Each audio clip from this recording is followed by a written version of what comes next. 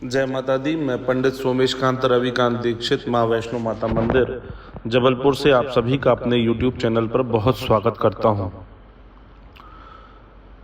यदि आपने अभी तक मेरे इस चैनल को सब्सक्राइब नहीं किया है तो इसे अवश्य करें, साथ ही बेल आइकन भी दबाएं जिससे आपको नित्य नई जानकारियाँ प्राप्त होती रहेंगी।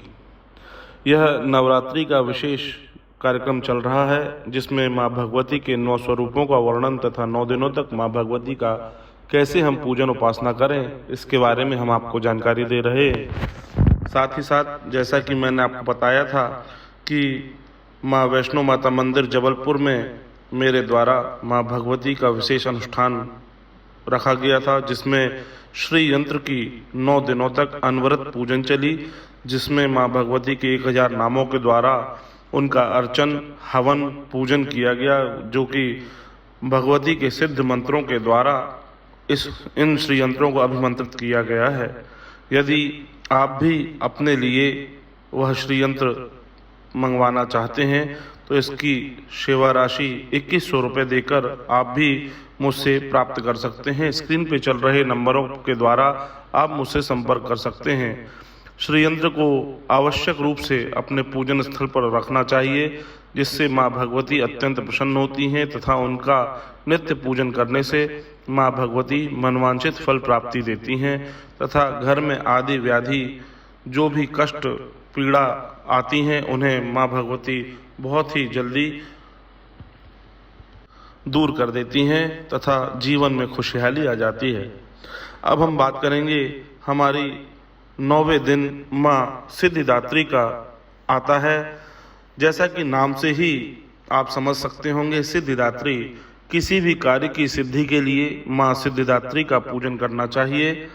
नवरात्र के 9वें दिन मार्कंडेय पुराण में वर्णित 8 सिद्धियां अणिमा, महिमा, गरिमा, लघिमा, प्राप्ति, ईशित्व तथा वाशित्व की प्रदाता माँ सिद्धिदात्री की उपासना की जाती है तथा नवारण मंत्र में 9वां अक्षर ऐं ह्रीं क्लीं चामुंडायै विच्चे चे यह अक्षर माँ भगवती के 9वें स्वरूप को दर्शाता है, अर्थात माँ सिद्धिदात्री का स्वरूप दर्शाता है तथा इसके द्वारा केतु ग्रह की भी शांति की जाती है। इससे हम केतु ग्रह को भी नियंत्रित कर सकते हैं। इस तरह माँ भगवती के 9 स्वरूपों का हम 9 दिन पूजन करते हैं तथा माँ भगवती सिद्धिदात्री का बीज मंत्र इस प्रकार है, ओम ह्रीं क्लीं सिद्धिदात्रै नमः।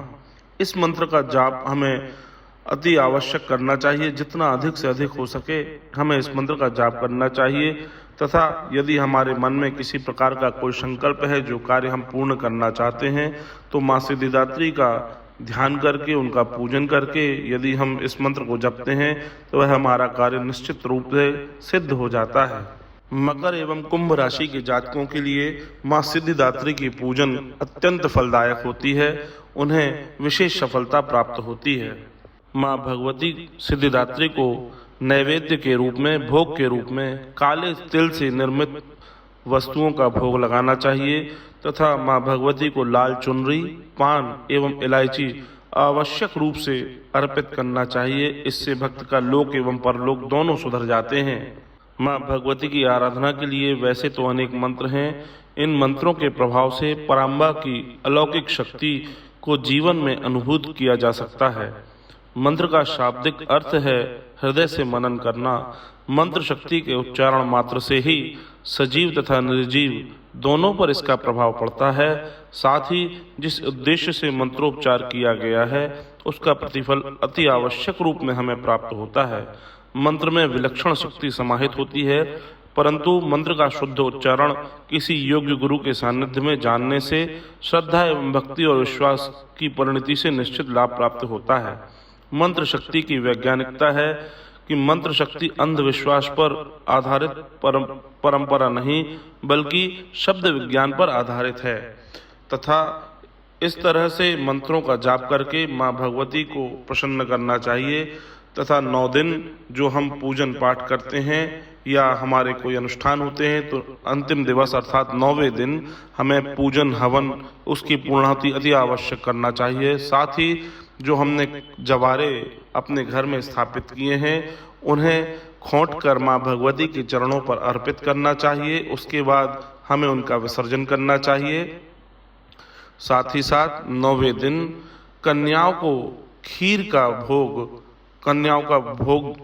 खीर का भोग अवश्य रूप से कराना चाहिए, जिससे माँ भगवती अत्यंत प्रसन्न होती हैं और हमारे जो भी संकल्प होते हैं वह सिद्ध होते हैं। तो भक्तों, यह मैंने 9 दिन तक आपको विभिन्न माँ भगवती के विभिन्न स्वरूप का वर्णन किया, साथ ही साथ उनका किस तरह से हम पूजन करें, कैसा नैवेद्य लगाएं, किस राशि के जातकों के लिए कौन सी भगवती का पूजन करने से विशेष फल प्राप्त होता है, यह मैंने दिया। यदि आपको यह कार्यक्रम अच्छा लगा हो तो इसके कमेंट बॉक्स में जय माता दी अवश्य लिखें। जय माता दी।